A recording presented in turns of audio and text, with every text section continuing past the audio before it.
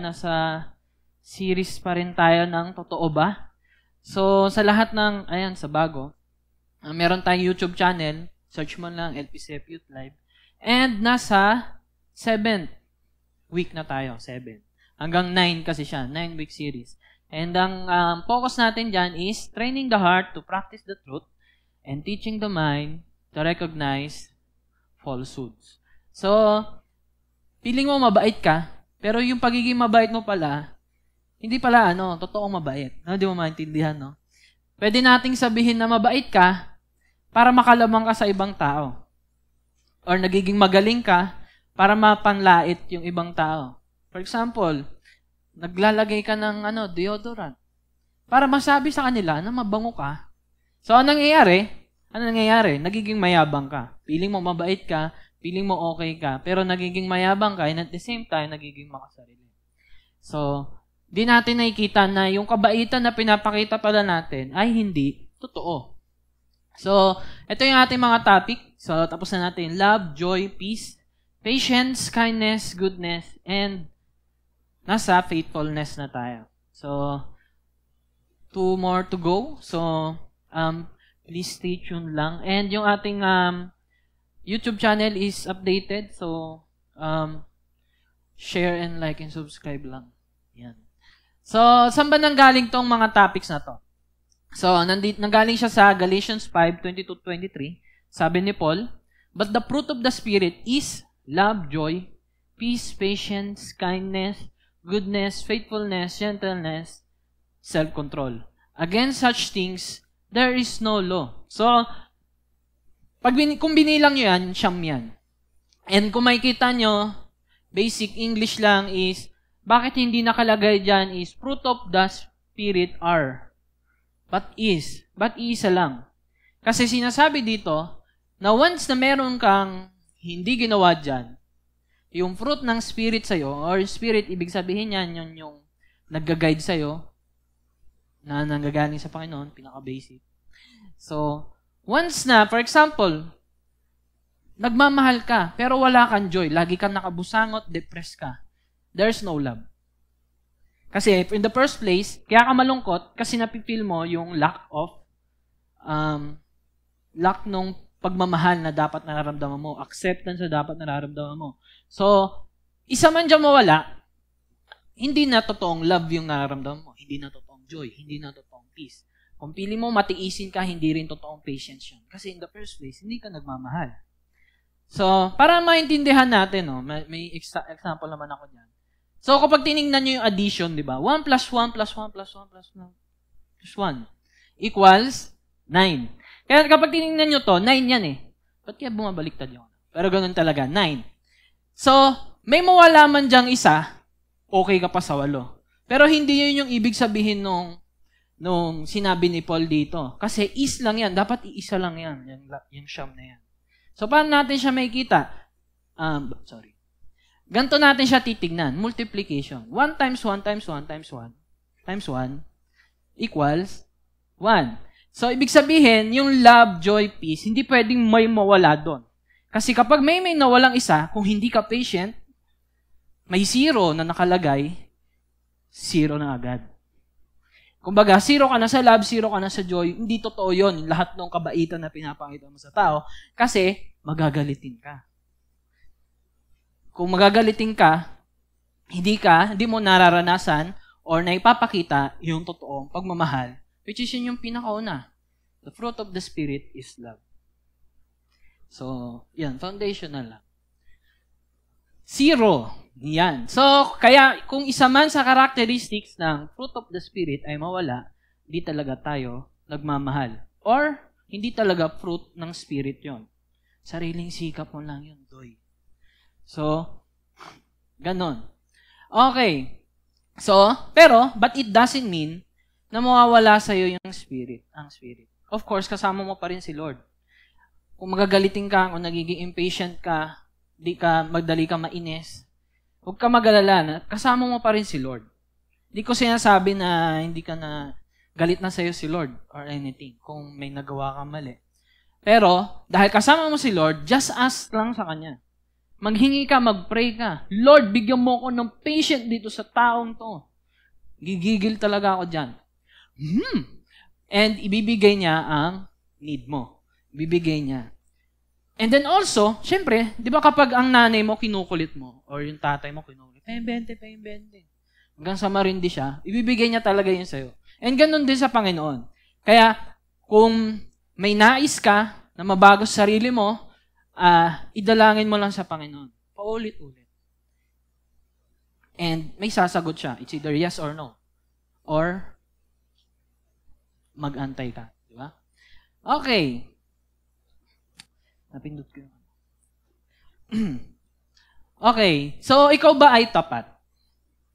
Or, sinasabi mo na, mabait naman po akong tao, pero deep inside, may mga masasama ang balak sa likod ng mind mo. And then kapag sinabi mo, ay, tapat ako. Totoo ba talaga? Totoo ba talaga, boss? Totoo ba talagang tapat tayo dyan, boss? Baka scammer ka, boss. Diba? Baka kasi hindi ka naman totoong, mabait na tao. O totoong estudyante. Baka nakaupo ka lang doon, natutulog. No? Pero yung, boss, nag-aaral ka ba talaga, boss? Ayan, mga ganyan. Totoo ba talaga? So, totoo ba yung ginagawa mo? Kasi, maraming tao ang titingin sa'yo kung totoo ba talaga yung ginagawa mo. Totoo bang mabait ka? Baka nagbibigay ka lang ng papel para kapag naubos na yung papel mo, sila na hihingian mo. Kapag di mo binigyan, may utang ka sa akin, gigigil ako sa'yo, ha? Hindi totoo yon. So, totoo ba talaga? Kaya, is it really faithfulness? Faithfulness sa Tagalog is katapatan. Or nanggaling sa root word na tapat. Or faithful dito sa English. So before we start, let us pray muna. Let us pray. Heavenly Father, Panginoon, marami pong salamat sa hapong ito na pinagkaloob mo sa bawat isa. Sa mga taong dinala mo dito sa iyong simbahan, Panginoon, upang makarinig ng iyong salita. Naway, Panginoon, dalangin ko, Panginoon, na magrema yung mga salita na ipaparinig mo sa amin, Panginoon, and mabago nito, Panginoon, ang aming isipan, mabago nito ang galaw ng aming puso, Panginoon, at aming mga galaw pagdating sa pagre-relasyon sa mga taong nasa paligid namin, Panginoon. Lord, are we faithful, Panginoon? Kung hindi, Panginoon, ipamukha mo sa amin, and at the same time, tulungan mo po kami maging tapat sa mga taong nasa paligid namin and sa mga taong nagmamahal sa amin. Kaya, Panginoon, marami pong salamat. Ikaw na pong bahala sa pangalan ni Jesus. Amen. So, ayan. Is it really faithfulness? Tapat ka ba talaga? Totoo ba na tapat ka? So, kinuha natin yung meaning. Faithfulness or katapatan. Ang katapatan ay ang kalidad ng pagiging tapat, matapat, at mapagkakatiwalaan. So, kasama rin dyan yung integridad or integrity.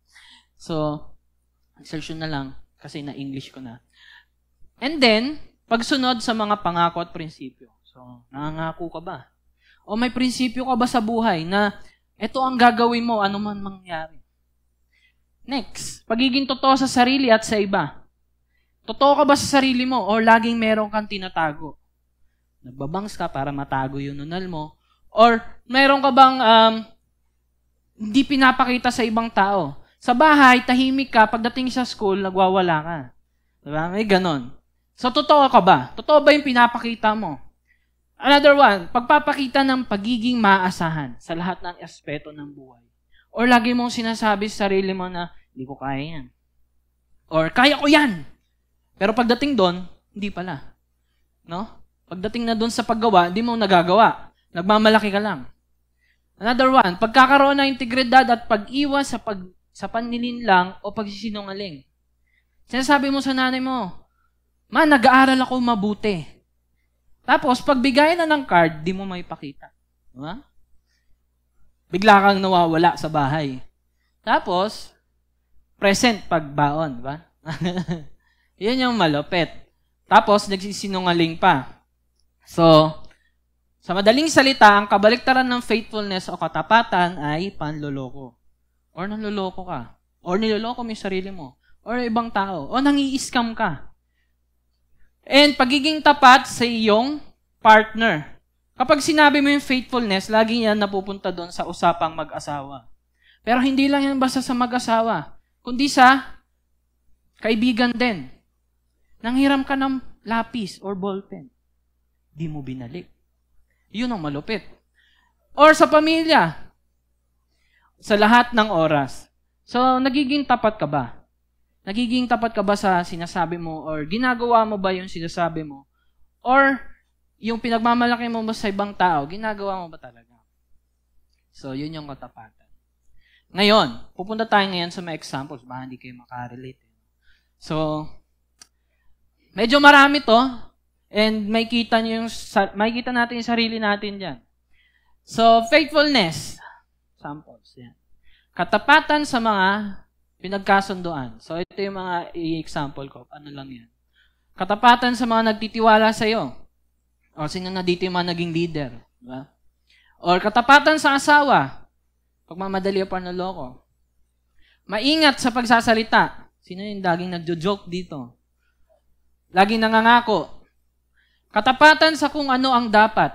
So, it's all about competition studies and any law. Then, katapatan sa salita ng Diyos. So, sige, isa-isa natin yan. So, katapatan sa... Sige, picture mo. Kahit meron naman tayo dyan, PowerPoint. So, ayun pala, sa lahat ng may gustong kunin yung mga PowerPoints natin, nandiyan lang naman sa computer. Ayan. So, katapatan sa mga pinagkasunduan. Kapag nanghiram ka ba ng gamit o pera, binabalik mo ba? Ayan. O, yan. Sige, check nyo lang yung sarili nyo. Check nyo lang. Hindi ko kayo sisingil yan, di ba? Pangalawa, nagkasundo kayo ng gantong oras. 3 p.m. ang youth live. Anong oras tayo magkita? 4 dumating, ang lupit. Di ba? Tapos ang tanong, isa pa, talkies ka ba? Ano yung talkies ba? Hindi nila alam, no? Hindi nyo alam yung talkies? Yung talkies, ibig sabihin, nangako, pero hindi man ginawa. Nagplano, pero drawing lang pala. Ganon. Next. Paiba-iba ka ng isip. Nag-ano ka? Meron kayong plano, connection lang dun sa plano. Meron kang plano, tapos sabi mo, hindi na pala pupunta. Kasi masakit yung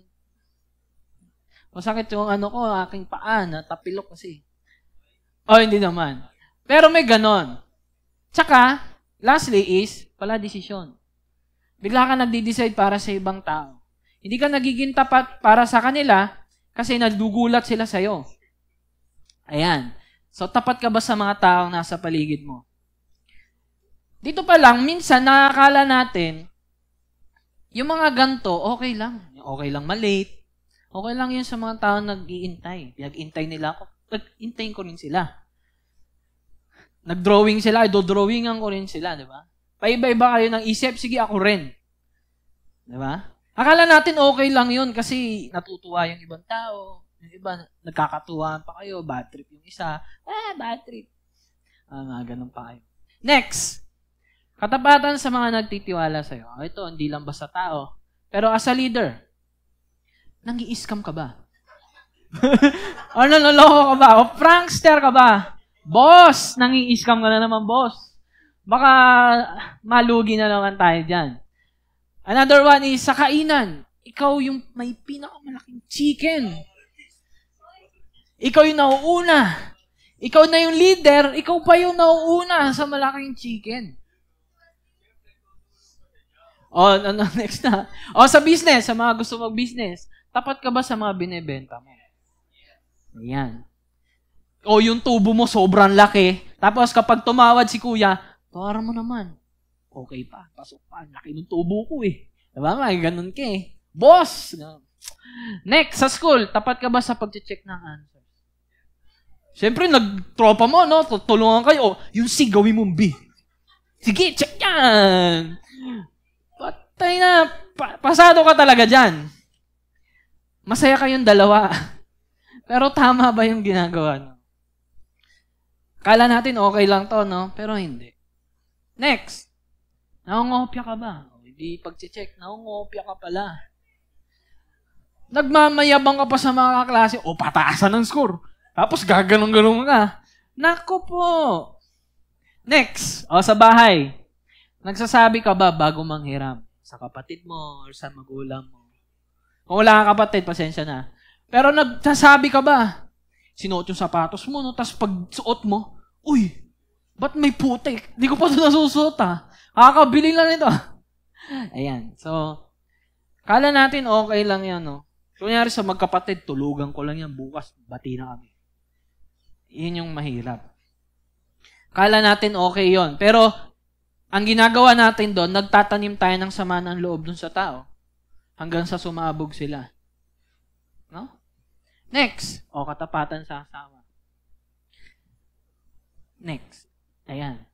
Hindi nyo ata kita yung raccoon. Pero, gigil yan. So, nagmamadaling magka-jowa, wala pa sa tamang oras. Tapat ka ba sa magulang mo na nagsabi na, huwag ka muna mag-jowa? Or tinatago mo, nagjojowa ka, tatago mo. Alam mo kung bakit mo tinatago? Kasi hindi ka nagiging tapat sa kung sino. Kasi hindi pa tamang oras eh. So, nagmamadali ka. Sige, himasin yung sarili nyo. Ako yan. Next.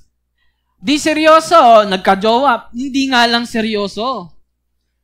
Ang nangyayari, ginagamit mo yung tao. For example, kaibigan. Sinasali nyo sa circle nyo kasi maraming pera. Libre mo naman kami. Kaya kung tayo sa kwekan. Tapos, isasali nyo sa grupo. Diba? Nagiging tapat ba tayo? Ayan.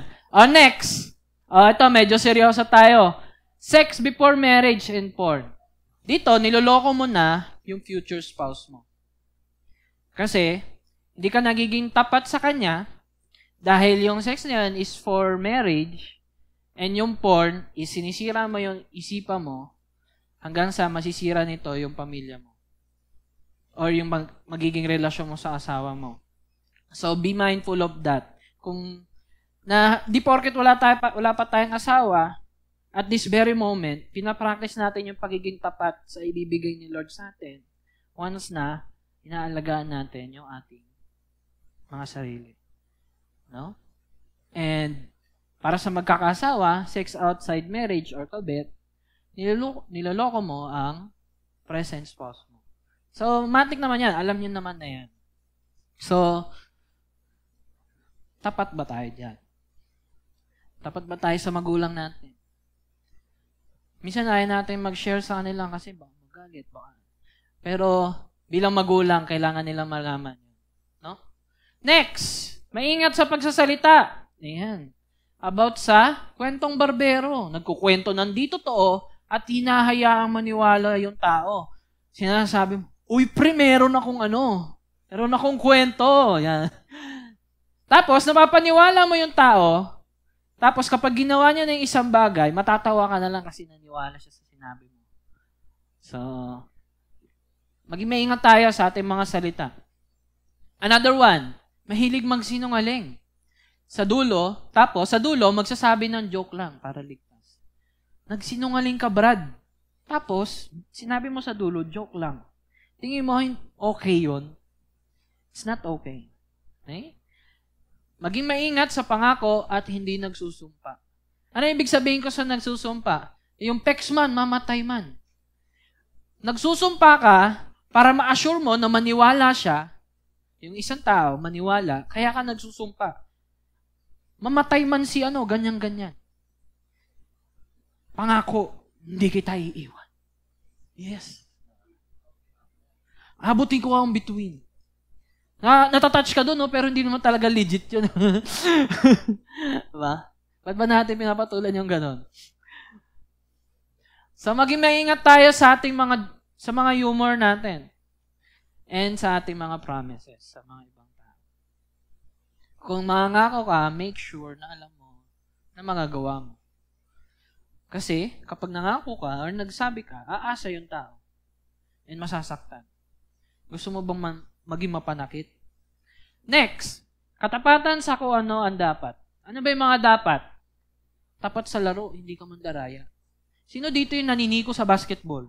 Or sa sa volleyball na lang.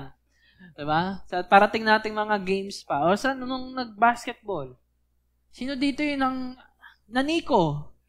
Hinawakan yung short. Hinawakan yung short ang tumalo na, diba? Diba? O kaya, inagawan mo ng tubig nung umiinom kayo. So,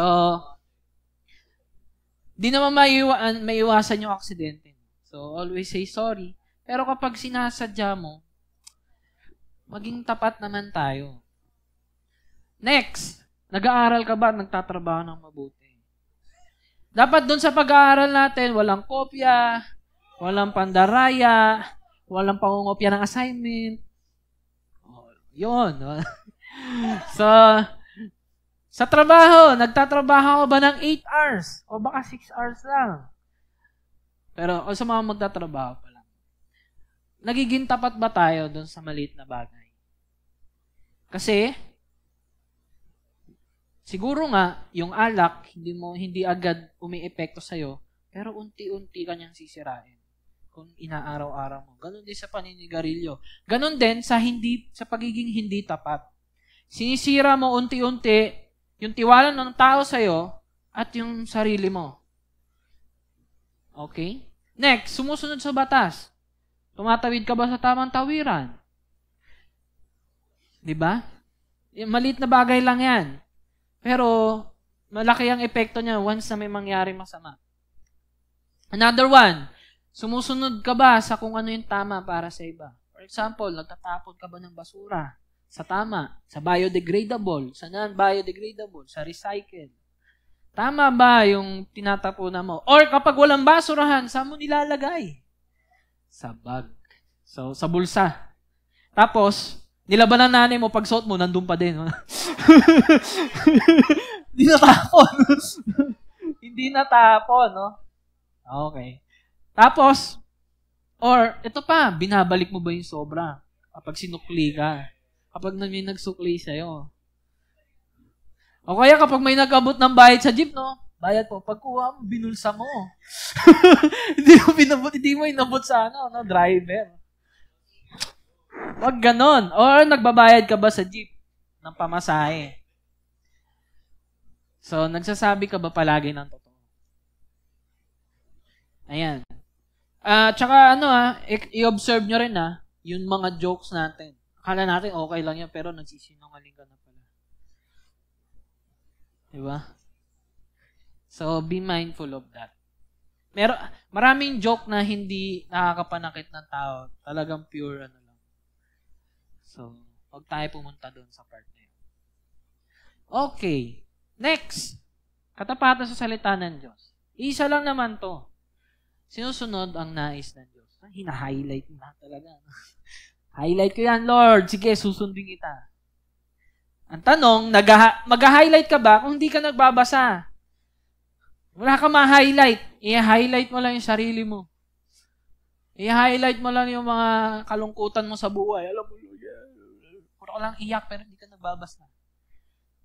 Parang lang yan, puro ka lang tawag sa jowa mo pero hindi mo siya kinikilala o ginagamit mo lang siya. Ganun ba natin itrato ang Panginoon?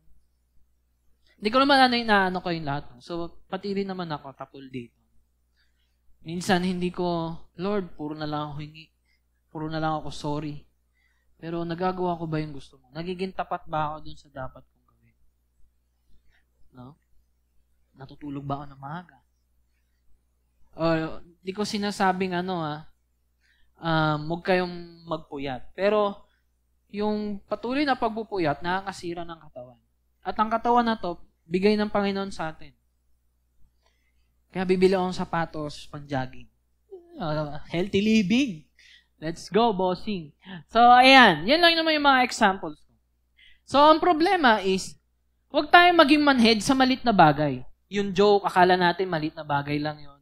Yung pagsisinungaling ng mga white lies. Or hindi pagpapaalam sa kapatid. Hiramin yung gamit. Maliliit na bagay lang yun, di naman to nakakasakit. Huwag tayong maging manhid doon, or huwag tayong maging manhid sa maliit na bagay na di naman ako nakakasakit. Dahil minsan, lumalaki ito hanggang sa nakakasakit ka na pala. Or, di mo alam, nakakasakit ka na pala. Dalawa lang yan eh. It's either manhid ka na, kasi hindi mo na alam na nakakasakit ka na. Puro katawa, pero, hindi ka na pala. Ayun.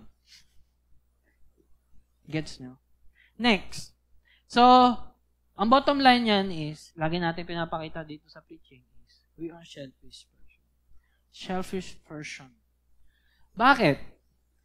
Bakit tayo nanloloko ng tao? Para sa sarili nating advantage. Bakit tayo nagpapatawa? Para yung mga tumawa, maapis ka. Matuwa ka rin sa sarili mo. Ang galing ko pala mag-joke. Sige, lagi ko tumaasa rin na maitim. Diba? Nagiging selfish tayo sa ganong paraan. Makasarili sa Tagalog. So, hindi ko na aanihin yan. Pero ito yung sinabi kasi ng Bible. Punta na tayo sa serious part. Serious na ako, bossing. So, ito yung lagi rin natin inuulit nung last series natin. The heart is deceitful above all things. And desperately seek who can understand it. Kumbaga, sa mundong ito, hindi cancer yung pinakamalalang sakit. Kundi yung sakit na meron sa puso natin at yun ay ang kasalanan. And sino lang makakaintindi nun? Hindi natin ma-judge na masamang tao to siya. Kasi hindi man natin nakikita eh. Pero ang nakakita lang nito ay si Lord. Kaya, kung alam mo na masama yung puso mo, anong dapat mong gawin? Pa-opera ka na ba? Tanggalin natin. Hindi naman. Sabi ko nga, serious, diba? Sabi sa Proverbs 4:23-25, above all else, guard your heart. Hindi guard your heart from boys na nanliligaw sa'yo. Hindi yan. Guard your heart, for everything you do flows from it. Lahat ng ginagawa mo, dahil yung puso mo, ginusto ng puso mo. Ulitin ko. Lahat ng ginagawa mo, dahil yon sa ginusto ng puso mo. Ba't ka nandito? Dahil ginusto yun ng puso mo. Bakit mo ginagawa yung mga maling bagay? Bakit ka hindi tapat? Bakit ka hindi nagsisinungaling? Dahil ginagawa mo yung gusto ng puso mo. So, keep your mouth free of perversity, keep corrupt talk far from your lips, and let your eyes look straight ahead. And fix your gaze directly before you. Dapat hindi ka maging ma-distract sa kung ano yung nais ng puso mo, kung ano yung feelings mo. Akala natin, na-overcome tayo ng feeling natin na, feeling ko hindi ko kaya. Pero hindi mo pa naman tinatry. Feeling mo, hindi mo siya magagawa. Di ba? Pero ang sinasabi dito is, huwag kang tumingin sa kung ano yung sinasabi ng puso. Tingnan mo kung ano yung totoo. Na once na ginawa mo yung isang bagay, ano yung mangyayari? And then, ang susunod mong isipin, hindi yung feelings mo na naman. Ay, baka hindi ko na naman kaya, takot ako. Hindi, ang next doon, ano yung next step? Diba? Ano yung next step mong gagawin? Sa kada hagdanan na inaakyat mo. Pag next step mo, ano yung susunod? Nasa second floor ka na. Diba? Or, kapag takot ka tumalon kapag takot ka sa mga rides, syempre, ayaw mo sumakay kasi feeling mo nakakatakot talaga, baka mamatay ako, etc. Well, isa yun sa problema ng mundo. Pero kapag nandun ka na, sumakay ka na, ibig sabihin, hindi mo na iniisip kung ano yung mangyayari sa'yo. Kundi iniisip mo na kung ano yung dapat mangyari doon. Kung ano yung nais mong mangyari doon. For example, kapag sumakay ka. Kapag sumakay ako doon, yung iba masaya. So, kapag ako sumakay doon, based on my observation, hindi based sa feelings ko, magiging masaya rin dapat ako. So, ganun din. For example, kapag nag-graduate na kayo, pag naghanap kayo ng trabaho, panigurado matatakot kayo. Mag-interview, matatakot kayo dun sa mga kakausap sa inyo. Always be reminded na gawin mo yung lahat ng kaya mo and then do the next step. Once na na-receive ko yung call, once na may tumawag sa akin, anong sunod kong sasabihin? Huwag mong iisipin kung ano yung mangyayari dahil ma-overcome ka ng feelings mo. No? So, yun yung pinapakita dito. Guard your heart. Gamit ng kung ano yung alam mong totoo at tama. Next, sabi dito sa Proverbs 4:26-27, alam ko next time. Kasunod lang, give careful thought to the paths of your feet. Dapat kada step mo, dapat mindful ka. Hindi lang yung basta banat ka lang ng banat, hindi ka nagpaplano. Or katulad ng sinabi natin kanina, pala desisyon ka, banat ka ng banat. Di ba? To the paths for your feet and be steadfast in all your ways. Once na sinabi sa atin ng Panginoon na ito yung tama natin gawin, dapat doon na naka-firm yung foot natin or yung paa natin na sundin yun. And do not turn to the right or left. Keep your foot front even. No? Ayan, sabi ng Proverbs yan, sabi ni Lord yan. And then, sabi ng isang quote na nakuha ko, sinearch ko yung pangalan, pero hindi ko kilala kung sino ba siya doon. Pero ang sabi niya, supporting the truth, even when it is unpopular, shows the capacity for honesty and integrity. Minsan, sumasabay lang tayo sa mga gusto ng mga tao. Kasi yun yung trend. Ito yung ginagawa nila sa TikTok, sige, yun din gagawin ko. Pero hindi mo nakikita na sasayang na yung oras mo. Or, di ba masama yun, pero ano ba yung umuubos sa oras mo? Yung feelings ba o yung totoo na dapat mong gawin? O kailangan mong gawin? Katotohanan na kailangan mong gawin. Katotohanan na kailangan mo na maghugas ng plato, di ba? Hindi yung pinag-iintay mo pa sa lababo. Shows the capacity for honesty and integrity. So, always support the truth. Dalawa lang yung pwede nyong supportahan. It's either feelings mo na naglalay sa'yo or yung truth na nagsasabi sa'yo ng totoo at ng maganda para sa'yo. Okay? Then, sabi ni Charles Spurgeon, punta tayo sa theologian, nag-aral ng Bible, serve God with integrity. And if you achieve no success, at least no sin will lie upon your conscience. Gawin mo yung tama. Kung feeling mo, ikaw na lang yung gumagawa nun, yung ibang tao, puro kasalungat na yung ginagawa, magstay ka lang doon. At least walang kasalanan na magbaburden sa'yo pabalik sa Panginoon. Di ba madalas kasalanan natin yung nagiging hindrance kung bakit tayo hindi makapagdasal, hindi tayo makapag-pray, hindi tayo makapunta na maaga sa church. Dahil sa kasalanan. Kaya serve God with integrity. Be reminded na pagpunta mo pala dito sa church, nagsiserve ka na kay Lord with integrity.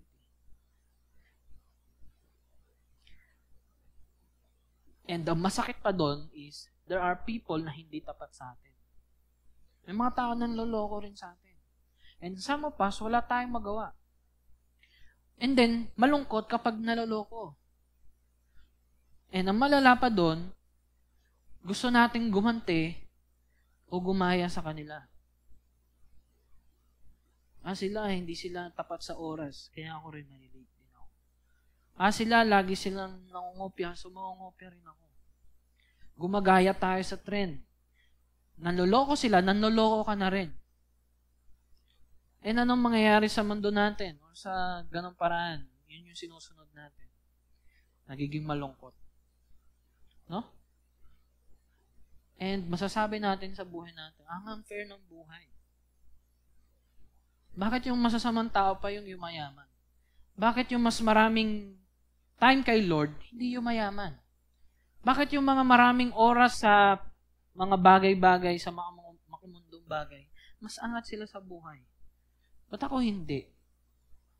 Bakit kung sino pa yung bully, siya pa yung kinakampihan? Bakit sino pa yung laging nagpa-practice, siya pa yung laging kulelat?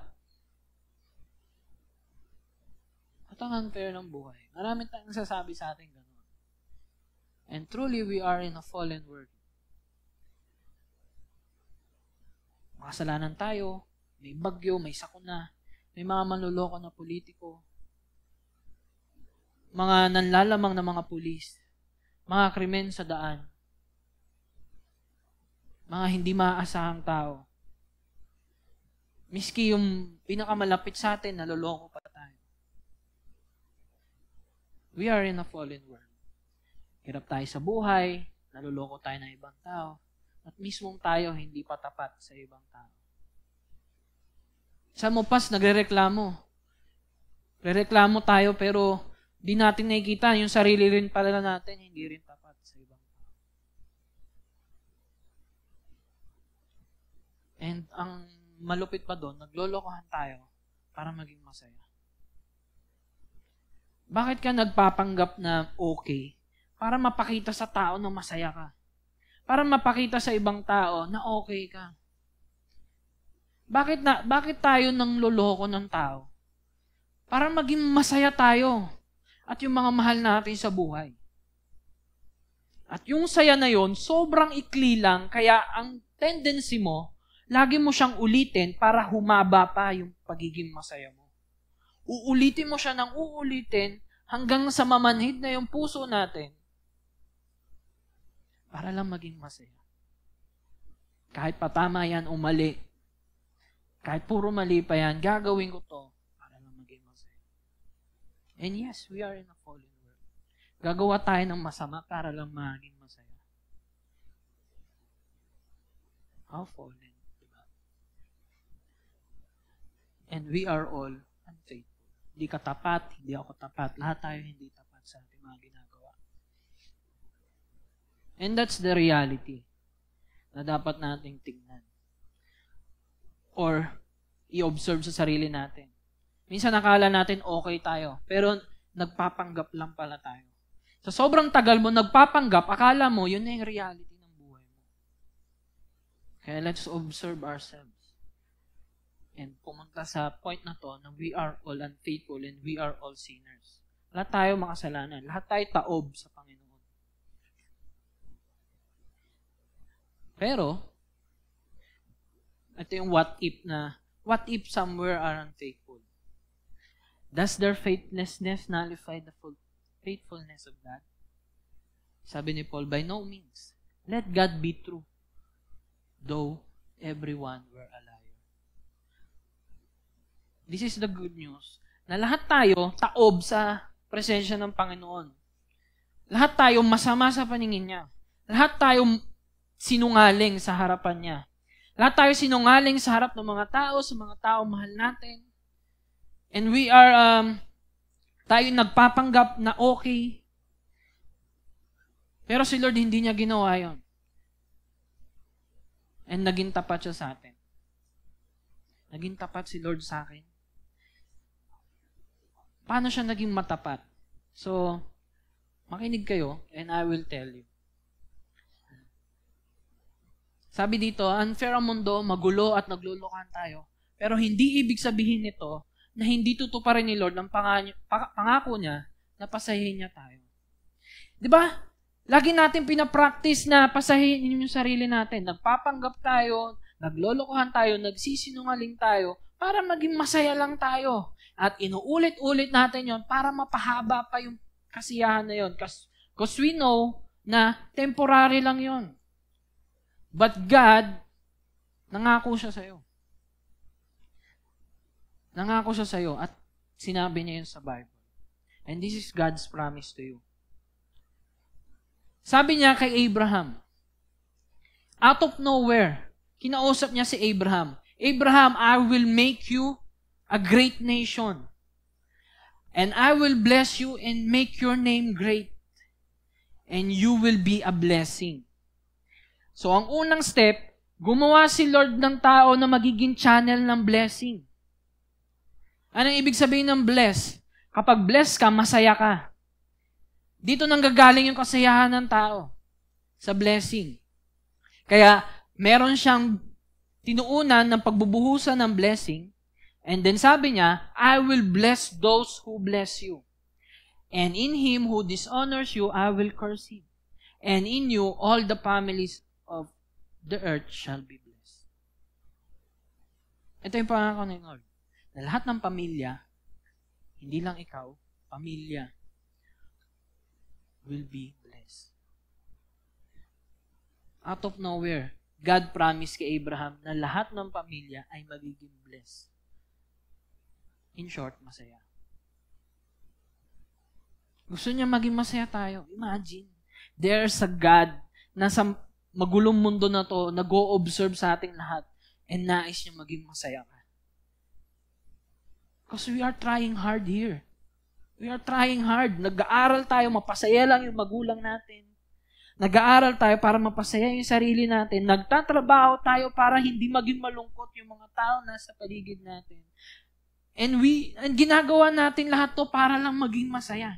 And there's a God na gustong maging masaya ka. And this is God's faithfulness. Nangako siya, di ba? So dapat maging tapat siya. Naging tapat ba si Lord? Yun yung next na tanong. Meron nga siyang pangako na pasayahin tayo, pero naging tapat ba siya? Pero dahil yung katapatan niya, dahil mula dito, mula sa lahi ni Abraham, pinanganak si Jesus.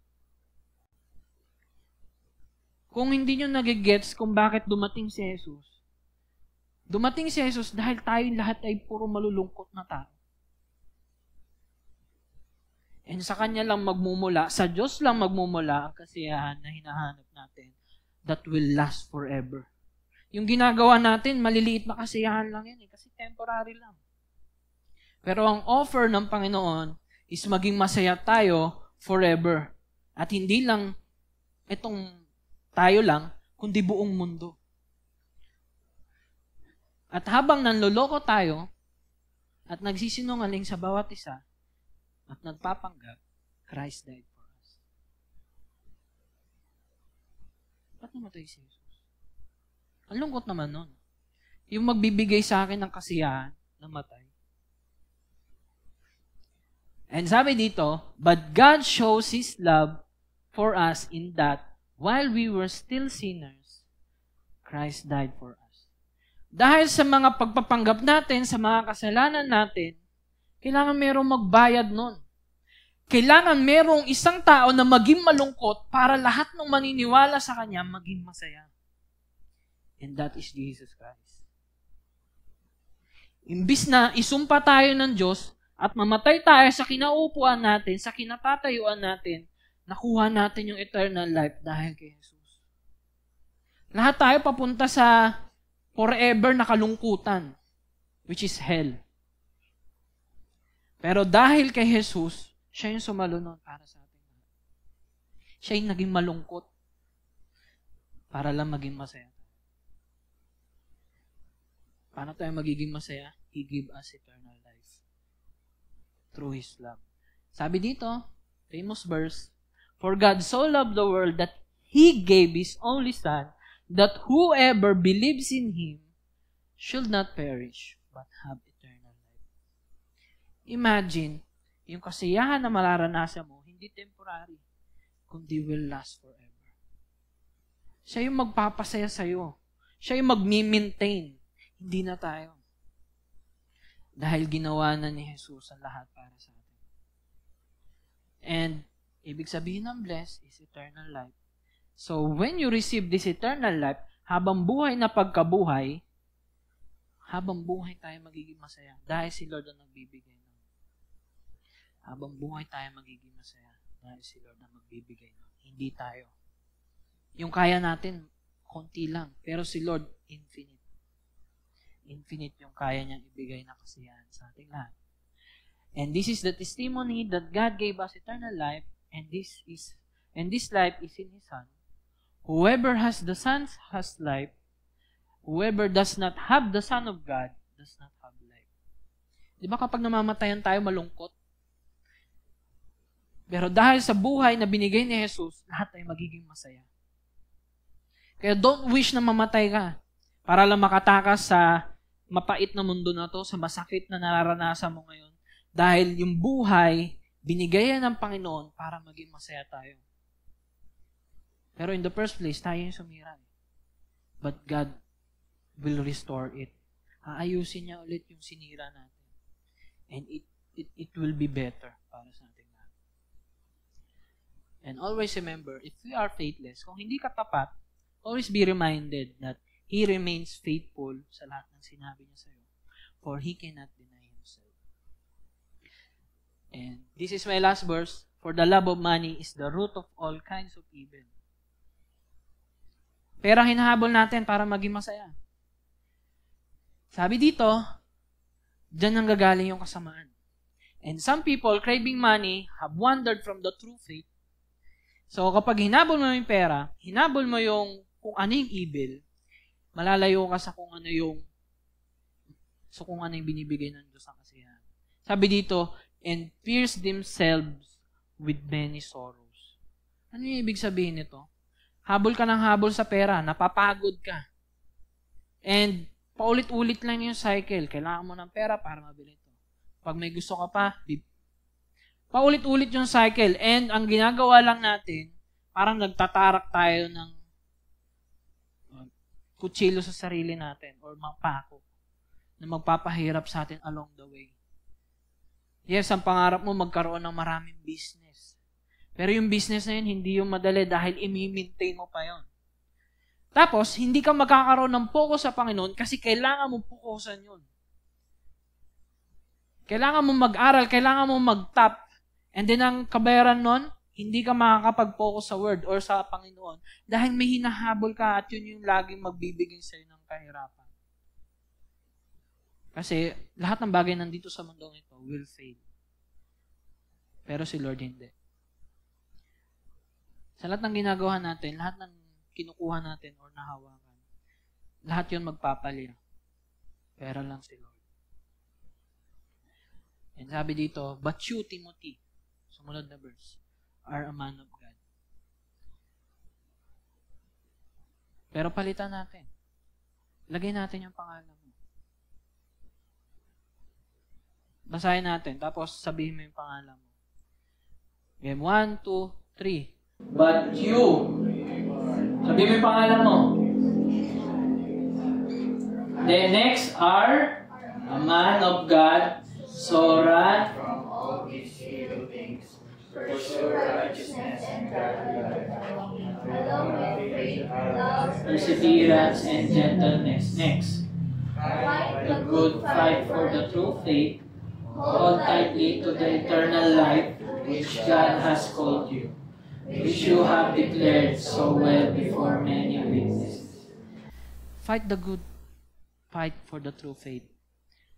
Labanan mo. Itong pagsunod natin sa kung ano yung tama at sa pagiging tapat, para tong laban. Para kang lagi kang nagpapagod para dito. Kasi, ang mundong ito, lagi kang i-sway sa kung ano yung nais ng puso mo. Gusto mo ito? Sige, yan, kunin mo yan para malayo ka sa Diyos. So, yan yung laging pinapamukha sa atin ng mundo. And fight the good fight of truth for the true faith. And let's hold on sa eternal life na binigay sa atin ng Panginoon. Kasi ito yung binigay sa atin ng Panginoon para maging masaya tayo forever with Him. Which you have declared so well before many witnesses. Ibig sabihin lang yan, itong kasiyahan na nare-receive natin ngayon, hindi lang mag-i-stay sa inyo. Yung ginawa ni Jesus, yung ginawa ng Diyos, isi-share nyo rin sa iba. Gusto rin natin silang maging masaya. Dahil sa ginawa ni Jesus at ng Diyos para sa ating lahat. And this is where we are a man of God and He has called us to eternal life to proclaim this happy news to others, and they will believe because this word comes from the one who remained faithful until the end, and that is Jesus. Si Lord lang naging tapat sa atin. Kaya, magagawa nating maging tapat sa ibang tao dahil merong Diyos na naging tapat sa atin hanggang dulo. And that is Jesus Christ. Amen? Let us pray. Heavenly Father, Panginoon, maraming pong salamat sa hapong ito na pinagkaloob mo sa bawat isa. I pray, Lord, Panginoon, na bigyan niyo po kami ng heart na ma-receive itong word na to, Panginoon. Mga words, Panginoon, na maglarema sa puso namin. Mga matatandaan namin, Panginoon. Lord, always remind us, Panginoon, na minahal mo kami in spite of our pagsisinungaling, pagpapanggap, Panginoon. Lord, ikaw yung namatay, ikaw yung naging malungkot, Panginoon, upang kami maging masaya. Kaya, Panginoon, tulungan mo po kami, Panginoon, na laging maalala itong magandang balita na to, itong pag-ibig na ipinakita mo sa amin, Panginoon. And we are excited, Panginoon. And aantayin namin, Panginoon, itong eternal life na ibinigay mo sa amin, Panginoon, na pinangako mo sa amin, Panginoon, at pamanghawakan namin ito, Panginoon, because you are faithful, Panginoon, sa iyong salita. In the end, Panginoon, iwa-wipe mo yung tears namin, lahat ng kalungkutan nararamdaman ng aming puso, Panginoon. Kami iyong hayayakapin, Panginoon.